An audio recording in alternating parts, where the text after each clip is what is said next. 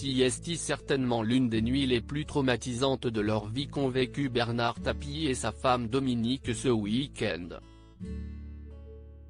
3 jours après avoir été agressés lors d'un violent cambriolage à leur domicile dans la nuit du 3 au 4 avril, le couple accuse encore le coup.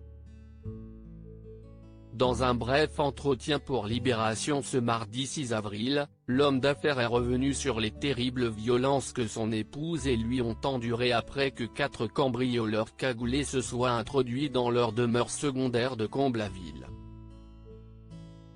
45 minutes d'horreur qui auraient pu très mal se terminer, ils ont frappé ma femme à coups de poing dans la gueule, moi attaché sur une chaise. Elle criait. J'ai subi cet épisode comme si je recevais personnellement les coups. A raconté l'ancien patron de l'homme qui craint désormais de souffrir de séquelles liées à ces coups. Pour rappel, la santé de l'homme de 78 ans est déjà très fragilisée en raison de son double cancer à l'estomac et à l'œsophage mais aussi de ses tumeurs dont une à la tête découverte récemment. J'aurai peut-être un peu de séquelles pour ma tumeur au cerveau, suite au coup de matraque reçu sur la tête.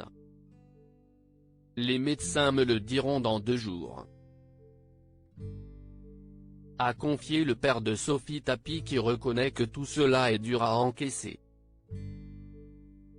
L'ex-ministre et sa femme sont ressortis particulièrement marqués aussi bien psychologiquement que physiquement de cette agression. En témoignent les photos particulièrement choquantes partagées par le couple de leur visage tuméfié. Bernard Tapie sous surveillance comme le révélait son fils Stéphane Tapie, le 4 avril dernier, Bernard Tapie est désormais sous la surveillance des médecins suite à ce passage à tabac, après avoir pris un coup pas loin de sa tumeur à la tête. Ils sont marqués, extrêmement marqués physiquement.